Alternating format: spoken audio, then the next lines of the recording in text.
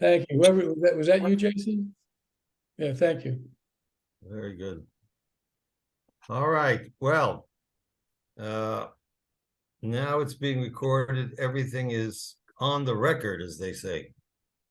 Okay, in journalism. Well, I'm happy to be with you. I'm speaking to you from New York. I'm in the New York City for a few weeks visiting family, which is something you can do when you're retired and have time to move around like I do. But most of the time, I live in Jerusalem for the past 44 years. But I grew up in Florida, Miami Beach, Florida, as Phil mentioned to you. I was an RK, that's a rabbi's kid, which means I grew up in the business and decided wasn't for me. That is the congregational rabbinate, but I give credit to Rabbi Phil and others who do it.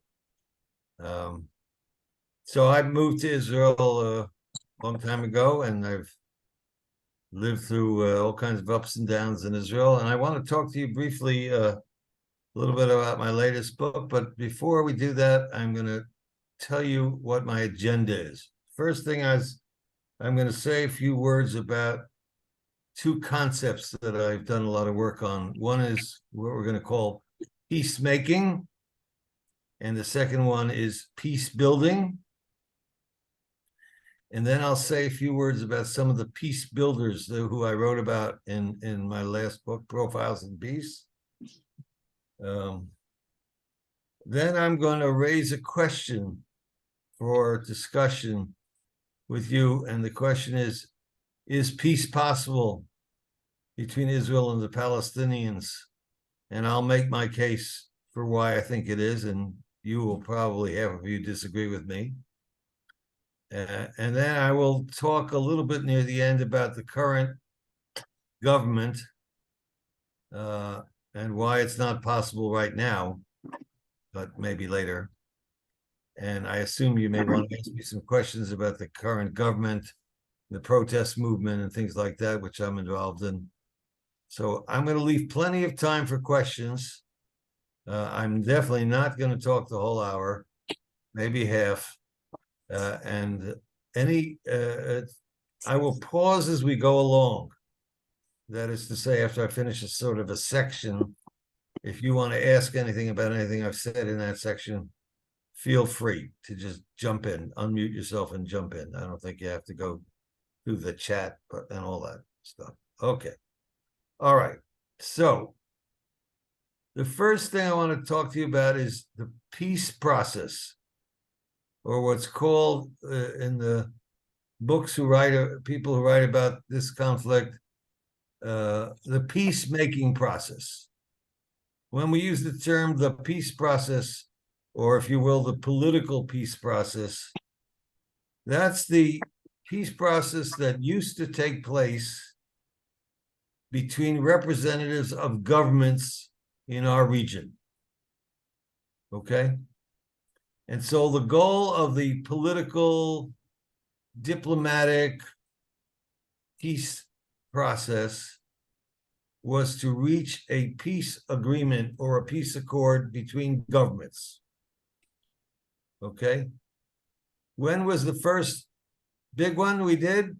Well, I don't mean after 48. The first peace agreement we had with an Arab country was in 1979, okay, with Egypt. Some of you will remember that President Sadat in 1977 flew over to Israel a few years after the Yom Kippur War, spoke in the Knesset. The next year, 1978, President Jimmy Carter invited Sadat and Begin to Camp David.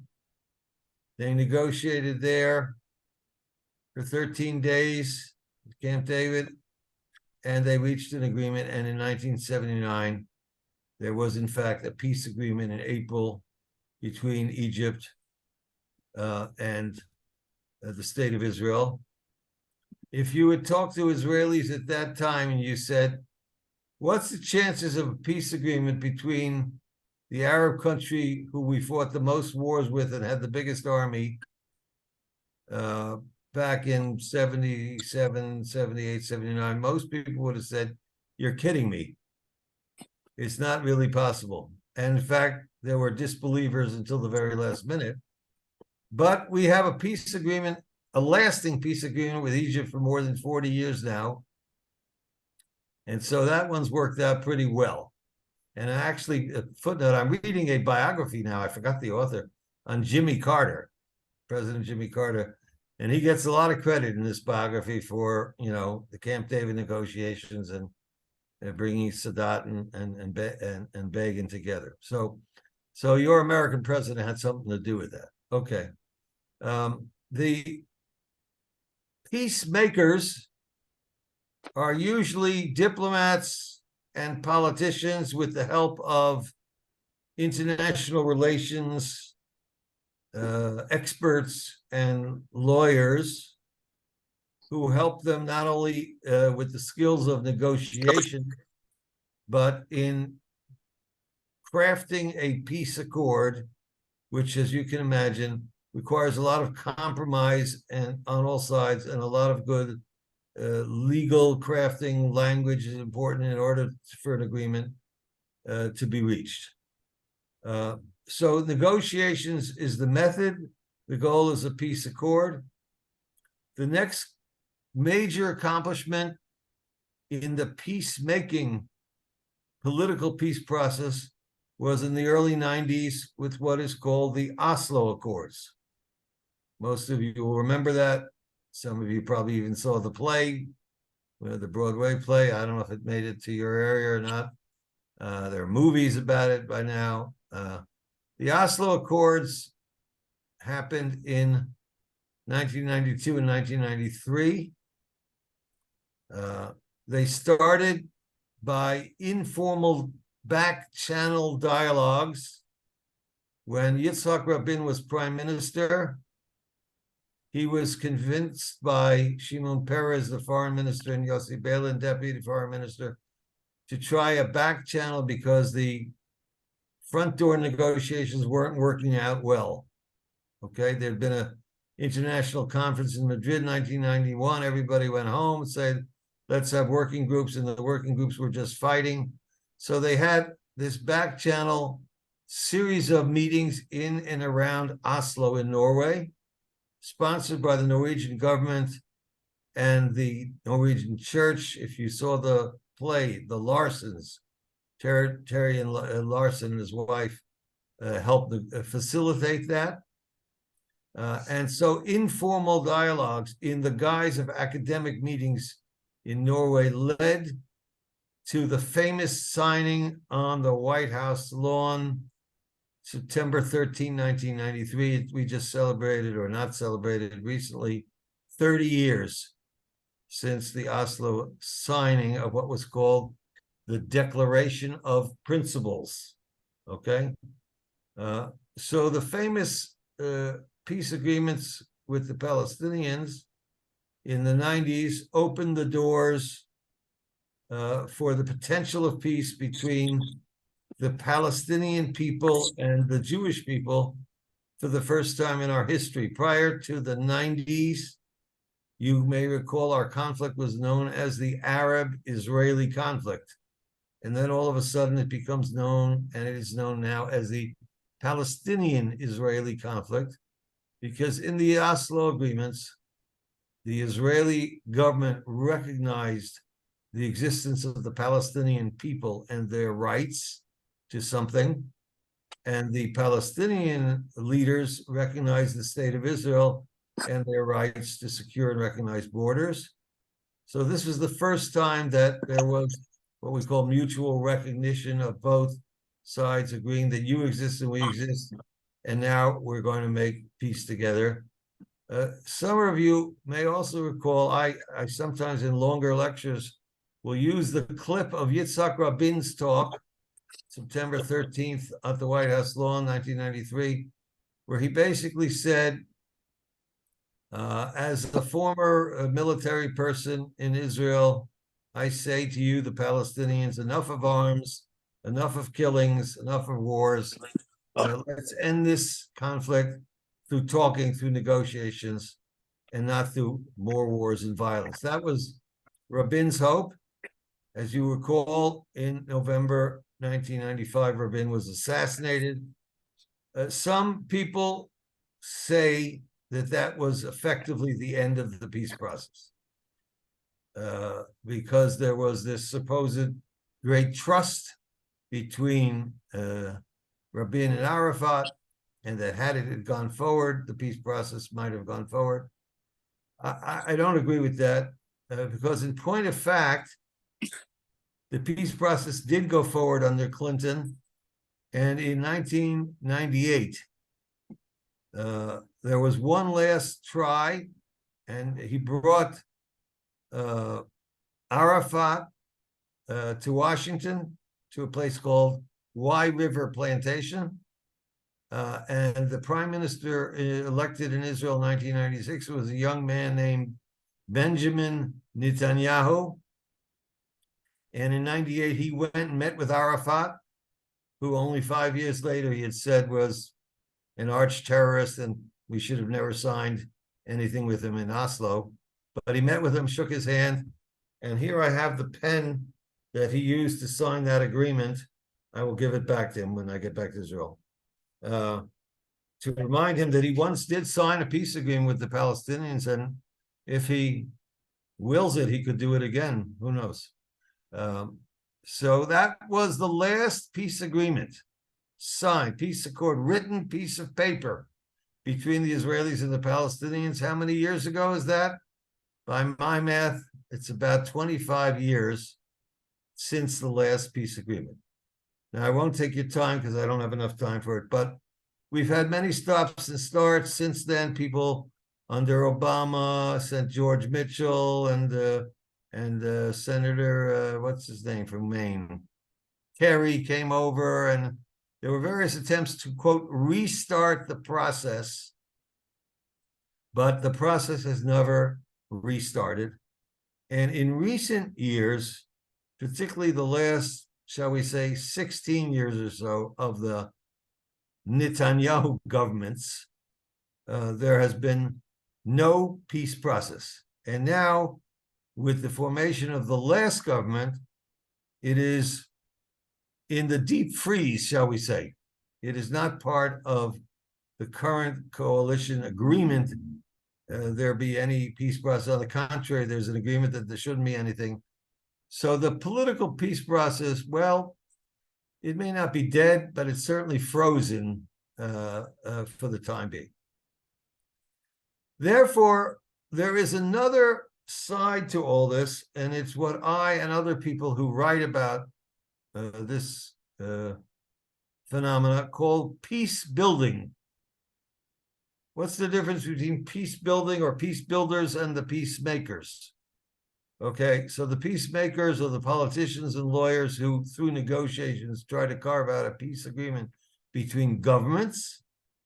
The peace builders are the rabbis, imams, ministers, social workers, psychologists, educators, youth workers, and many other people in civil society whose goal is not political, but to create the possibility of people living with each other on the ground.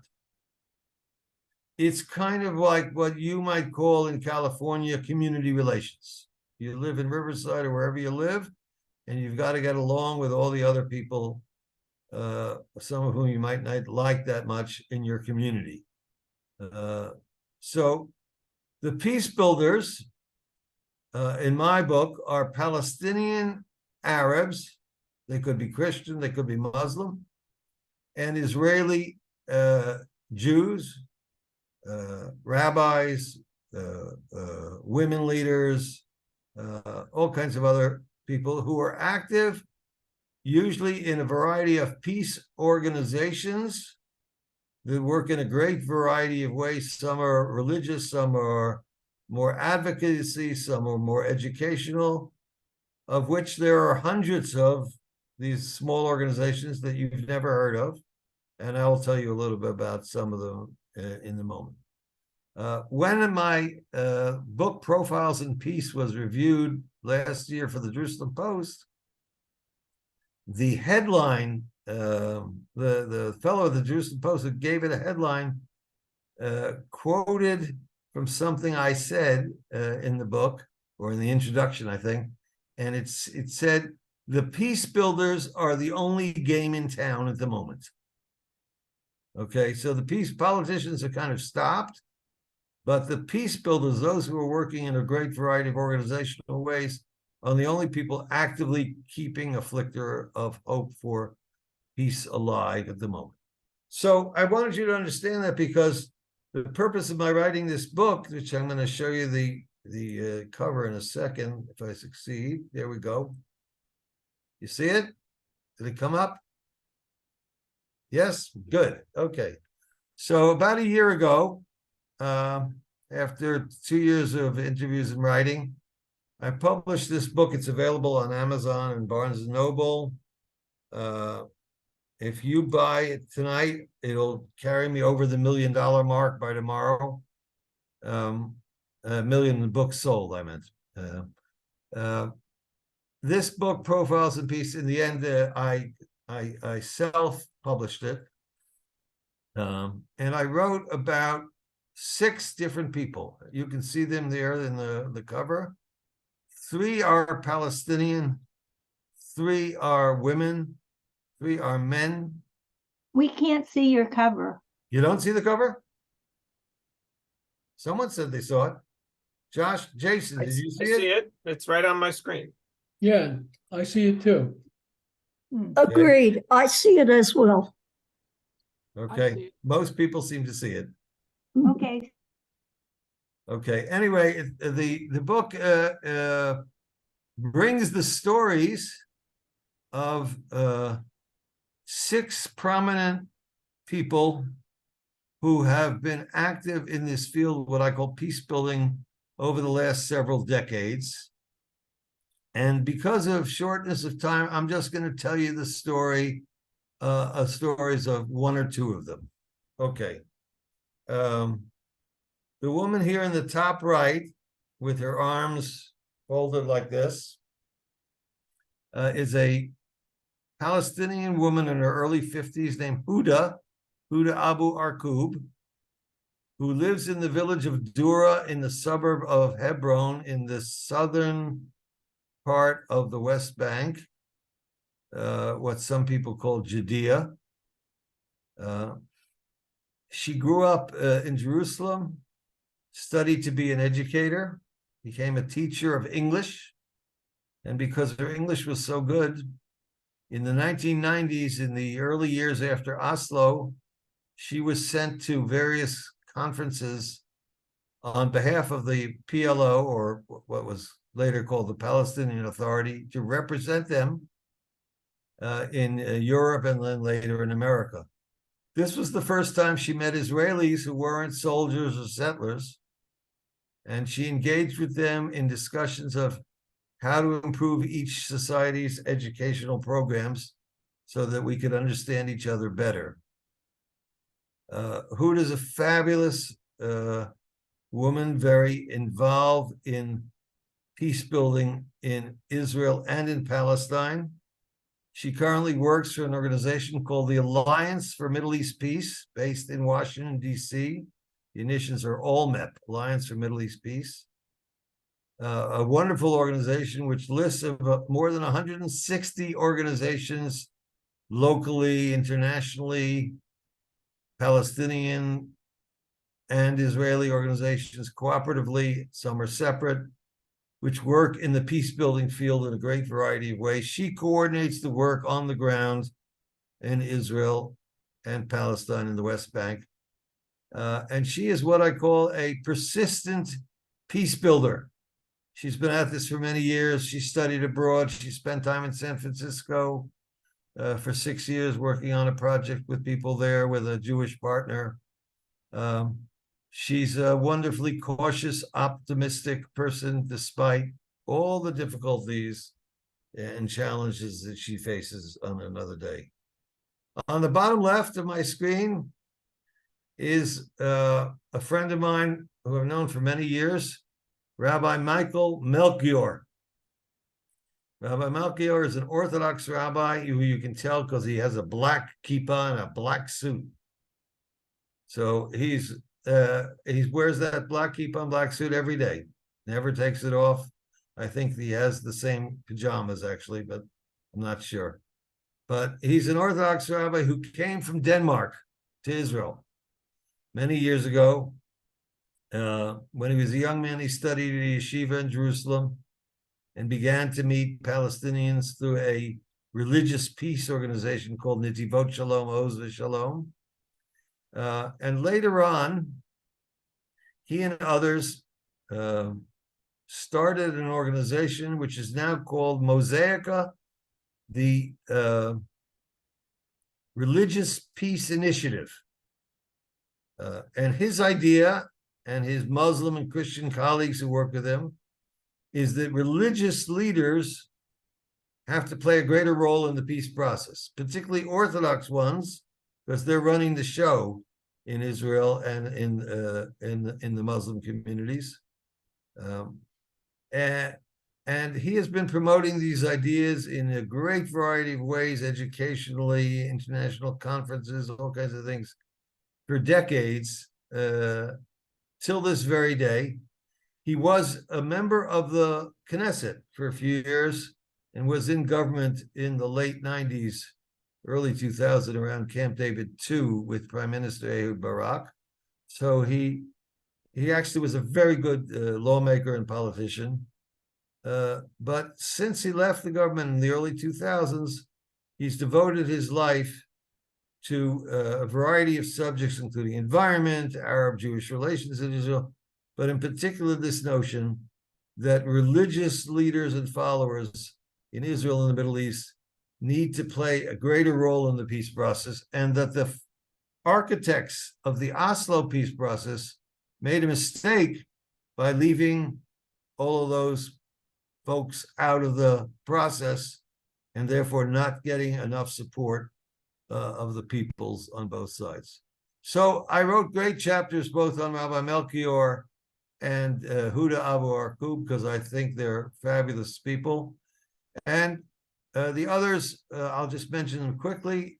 Professor Galia Golan, the woman on the top, the white hair, is an immigrant from America. She grew up in Miami Beach, where I did, lived in Cincinnati, and then went to the same university I did a little earlier, Brandeis University. But she moved to Israel at a young age, taught Soviet studies, and then later conflict resolution at the Hebrew University, and now at the Reichman University in Herzliya, and has been very active in Peace Now, in Combatants for Peace, in a variety of religious, peace, non-religious, secular peace organizations for several decades. Just a fabulous, fabulous person. To her right is Bishop Yunan, the Lutheran bishop of Jerusalem for 20 years, later on world president of the World Lutheran Federation, the first Palestinian Christian Lutheran to hold that position, and a man very active in interreligious dialogue and peace building with me and others for many years. Below him is Hadassah Fruman, a religious woman who lives in the West Bank and believes that somehow or other Palestinian Christians and Muslims and Jews in the West Bank can learn to live together and share the land. She does it well in her own neighborhood of Gush Etzion, Tekoa, where she lives. And on the side of her is Professor Mohammed Dejani, a retired Palestinian professor who preaches the notion of moderation in Islam, created a NGO on the Palestinian side called Wasatiyah, the Middle Way. And he has been promoting his ideas about Islam and peace building for several decades. Just was last week, he was in New York City and Washington giving lectures, and he's another one of those persistent peace builders, which means he hasn't given up on peace. Okay, I'm stopping my screen sharing. Stop share. Okay. Now, before I open for questions, I want to raise one question of my own. It's a rhetorical question. And I'll offer my short answer, and then I want to say a bit about the current government and then open for questions. Question I ask myself after all these years of being involved in this field: is peace possible between Israelis and Palestinians? Most people will say no today, and I still say yes, and I'll tell you why. Several years ago, I'll tell you by an anecdote. I was giving a talk in a Anglican church, Episcopalian church in New York City called St. Bart's Cathedral, Park Avenue, if any of you know it. And in the audience was a man named Senator George Mitchell. Some of you remember Senator Mitchell, senator from Maine, speaker, what was it called, of the Senate? Not the speaker. Wait, can't remember. He was on behalf of the Democratic, the leader of the Senate. He, among other things that he did in his retirement years, is he was sent by President Clinton to negotiate the agreement between the Irish Catholics and the Protestants in Northern Ireland. It's called the Good Friday Agreement, April 1998. So he was in this talk that I was giving, and I was talking about a problem that I'm going to talk to you about now, political despair, which means nobody on either side believes their current government has any good ideas of how to getting us out of the mess we're in. And therefore, most people are in despair, and they think the answer is no, we'll never have peace. And he said, that's what they thought in Northern Ireland. And it was very hard going. And the last week I went there, says Mitchell, and I arrived on a Monday morning. There was a poll in the Irish Times, and it asked the Catholics and the Protestants, how many of you think we can reach a peace agreement here in Northern Ireland? And they found that 84% on each side said they will never reach an agreement here. It's impossible because there's too much hatred and too much enmity. And that was on Monday. And on Friday, he had the agreement. So he likes to tell that story. So I tell it in his name. He's no longer alive.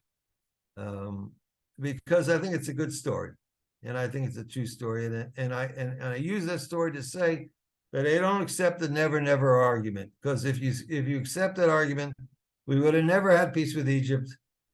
We would have never had the Oslo Accords, because all of these accords came by surprises, by the unexpected, and almost always by back channel negotiations that you and I don't know about. Okay? A professor I talked with last year, who's a Palestinian professor teaching in New Jersey, told me there are 11 new plans being worked on what they call regional cooperation. Okay? You've never heard of any of them. I heard of one, but not the other 10. So there are things going on that we don't know about, and all of a sudden a surprise will happen. Nelson Mandela shook hands with the clerk. Anybody think that was going to happen before it happened? No. So I will rest my case by saying that history is on my side to some extent, that many agreements have happened even when we didn't think they would. But now my last comment. This is not likely to happen tomorrow morning or under this current government, because, as you know, we have the most right-wing anti-peace government we've ever had in Israel. Not that last year's government was a lot better, but this one is a lot worse. Okay, on this front anyway. So it's going to require, I think, new leadership, younger leadership, and it's probably down the road a bit, but I don't think it's impossible. This government that we currently have is somewhat of a nightmare. I assume I won't give you the details, but I want to say one thing on the bright side. I'm very active in the protest movement. I go almost every Saturday night in Jerusalem with one of my daughters and son-in-law and 3 grandchildren. And if you're following the news, Almost 7 million people have been in protests in Israel over the last 9 months. We have one of the longest, most effective protest movements, certainly in the history of Israel, and many maybe in other places as well. Oh, I have to plug in. And I think there's a lot of hopeful signs coming out of this protest movement. And I'm happy to answer any questions that you have about it, but I am optimistic that it has a chance to leading to some positive change in Israel in the years ahead. With that, I want to stop and open up to any questions. Rabbi Phil, how do you want to handle the questions? Just people go right in or whatever? You're unmute. Thank you for that. I've been on a million Zoom calls and I still forget to unmute. Okay. I think usually, I just hit a button here. Give me a second. Give me just a second. I know there's a button you can press to raise a artificial hand, but Yeah, I I know. think we do it that way. Do the hand raising thing. Yeah. All right, you call the questions. And I got a couple questions if Okay, there well, let's see if anybody else wants to start. totally.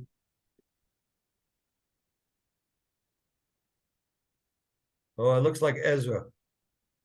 Go ahead, Ezra, unmute. Unmute, Ezra. No, unmute. Press your button. Got it. There you go. What do you think is the biggest sacrifice Israel is going to have to make, and what will the Palestinians be their greatest sacrifice they'll have to make? Oh, that's a very good question. I think there are two main sacrifices on each side. The first one is I'll call it ideological, right? One of the secrets of success of Oslo was the notion of compromise. What's happened in recent years is that people have gotten frozen into either or possibilities, and it's kind of all or nothing. So the first compromise, the first thing they're going to have to is compromise on parts of the land. Neither side can have it all. Okay, so there's got to be some sharing of the land. And, you know, in the good old days when we used to have real negotiations, there were all kinds of pragmatic proposals on how to do that. But the idea of I'll call it orthodox ideologies on either side of not giving up anything are just not going to work. So what we've heard in recent years is the Palestinians repeat their list of grievances, the Israelis repeat theirs, and we go nowhere. So there's got to be some compromise on land. The second most important thing, I think, has to be the notion of security for both sides. Okay, so both sides are nervous. Okay, the Israelis are nervous. We pull out of the West Bank will be just like Gaza tomorrow, and this and that. So there's got to be real security guarantees, okay, which, you know, can't be done by the Israelis and Palestinians themselves. They'll need international help with that. But security guarantees on both sides is going to calm people down, because in order for this to work in the long range, you need an end to the violence so that then you can get on with constructive cooperative things. That's essentially what happened in Northern Ireland. Okay, the violence ended. Nobody's killing each other every day. The terrorists aren't blowing each other up. The British aren't doing their thing. And that allows community building and all kinds of things and money to flow. So that has to happen by somehow ending the violence on that side. So again, this is not happening tomorrow morning. You didn't ask a tomorrow morning question, but at long range, I think those are the two most important things. Who else? Daniel Siegel, unmute.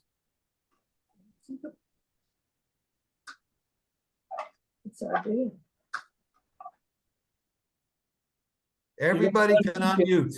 Just Yeah, you everybody. got to unmute. Press the unmute. There you go. Okay. Do you see any scenario by which the way that relations are improving between Israel and some of the neighboring countries could have an indirect effect on improving the Palestinian issue? In other words, Yes, they- a definite maybe, but this is a big maybe because the Palestinians have been disappointed by their Arab neighbors for decades, who give lip service to things and then make deals which are good for themselves and then forgot about what they said about the Palestinians. So if it was real, like the Saudi guy was just in Ramallah last week and he said, you know, we need some real things for the Palestinians in order to get this agreement done. So, you know, this is a biggie because the current right-wing government doesn't want to budge on anything for the Palestinians. So this is very tricky. But in principle, yes. In other words, Saudis have for example, have the power to influence things to happen on the Palestinian side. And so that's what's going on right now. You have the American government, the Saudi government. Those are two pretty big players trying to create this deal. And it would be pretty weird if it gets stuck because the government won't budge an inch on the Palestinian question. So it's possible, not terribly likely, because it would mean that this government would have to fall and a new centrist government would have to come in, which is a good idea in any event. But it's tricky, but not impossible, and important in a way. And I think it's part of the story here, part of the picture. Okay, and I think that's part of the reason the current American president is interested in it, besides his own reasons. So yes, I think they could apply pressure there that would be important in helping resolve the Palestinian issue. But you know, it's kind of, if they're serious, you know, I mean, yeah, I'll give you an example. It's very strange.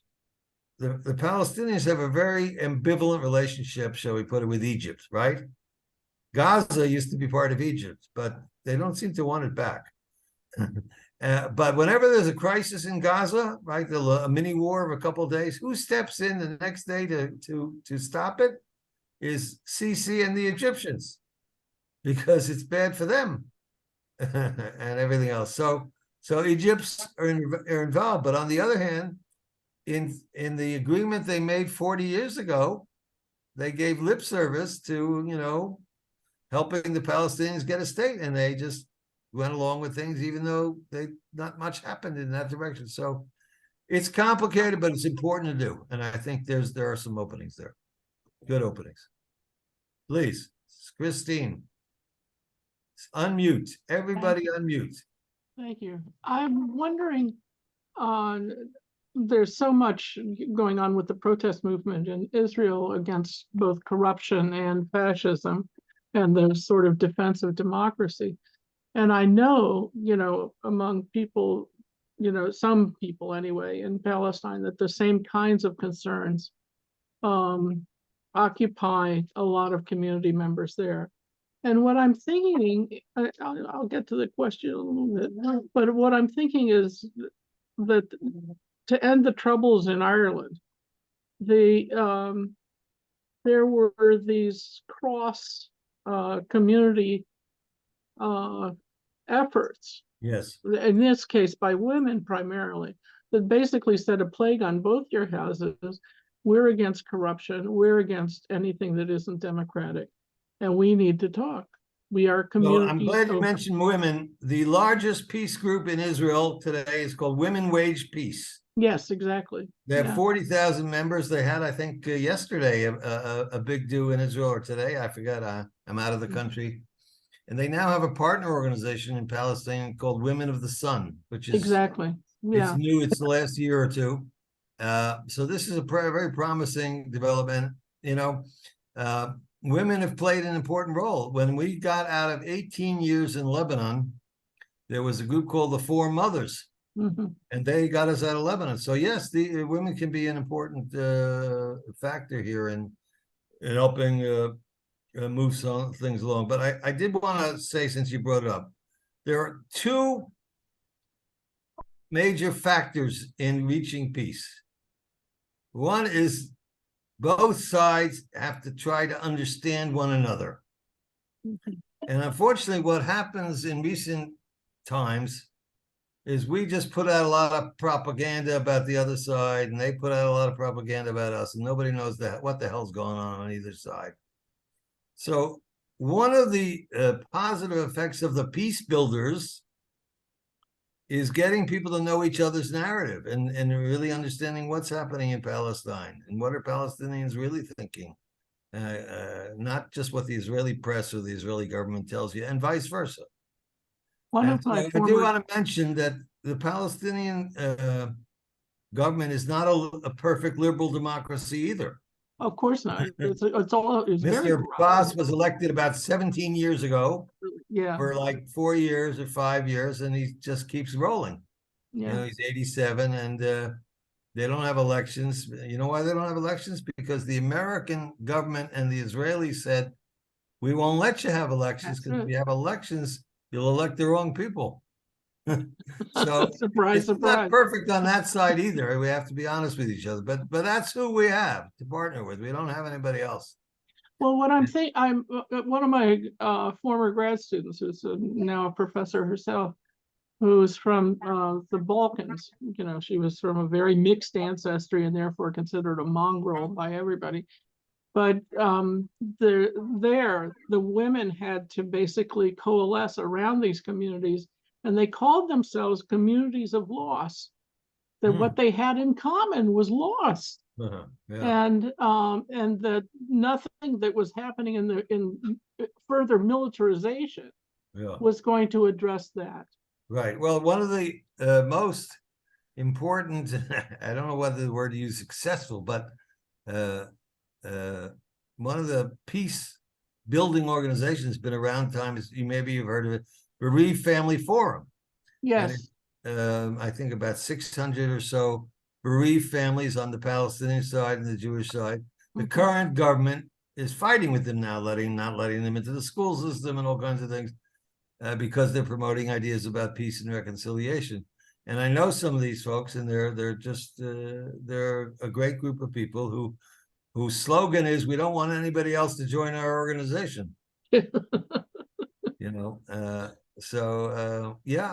these groups are important to get the message out, but only if somebody's listening. Yeah. Thank you. Anybody else? Phil, did you have a question? Oh wait, Jason Winston. Oh, thank you. You I know, knew I had a colleague once, a Rabbi Winston. I forgot his first name now. not a relative. I I think he was a confirm that. Californian too, actually.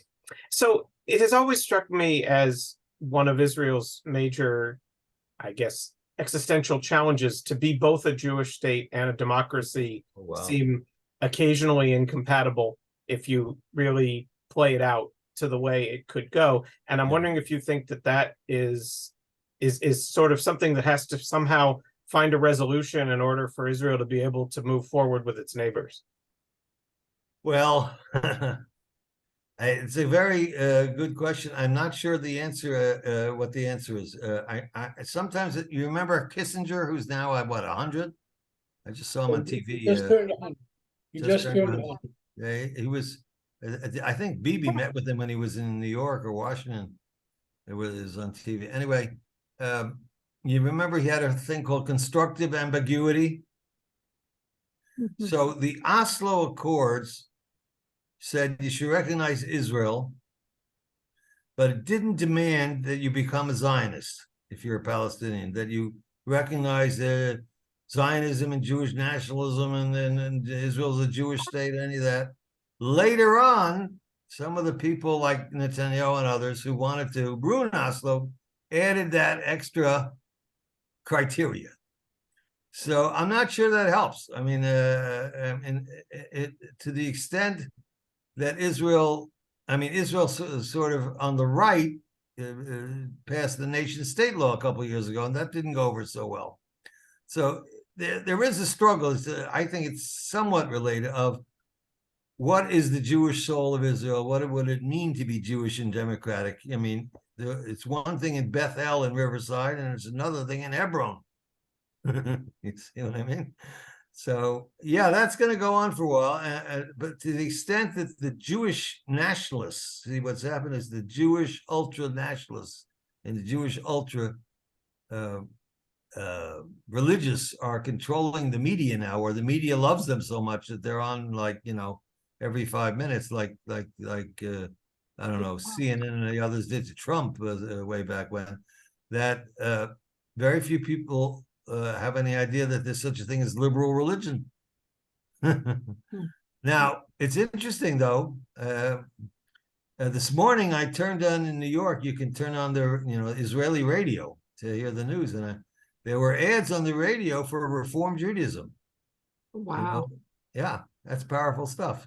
So you can get still free media, you can get attention, you buy an ad on and it says there are many ways to be Jewish, and come to a Reform synagogue on the holidays, and it was all over the country, and everybody knows that in the demonstrations, the liberal Jews have been playing a pretty strong role there. So in the public square, it's a little different than in the Knesset.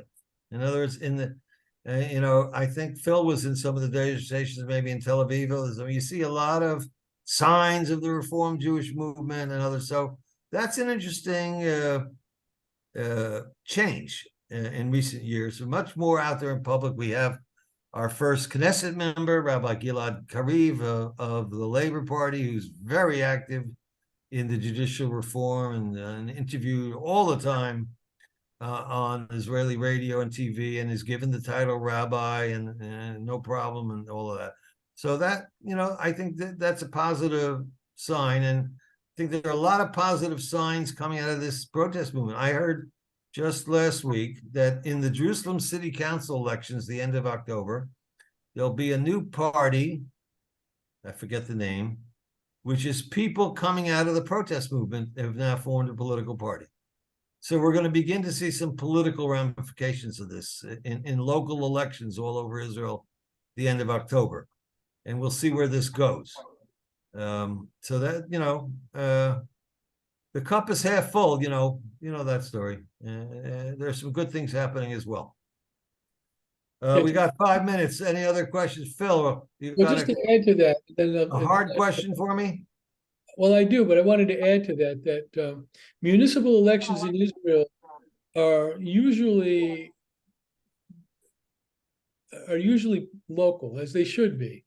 Local issues, local candidates, local parties. But this time around, from what I'm reading, because of this protest movement and because of the unpopularity of the Netanyahu coalition, which it is, by the way, polls show that if their elections were held tomorrow, Gantz would be the next prime minister. Yes. That there's going to be an overflow, be an interest. Well, you don't know how it's going to be till after the elections are over. Right. There's likely to be an interesting overflow from the national to the local in regard to how people is a way of responding, because unless something happens, the coalition is here for another 3 years. Right. So as you know, this may sound very American with this sentence. The extremes are pulling us apart.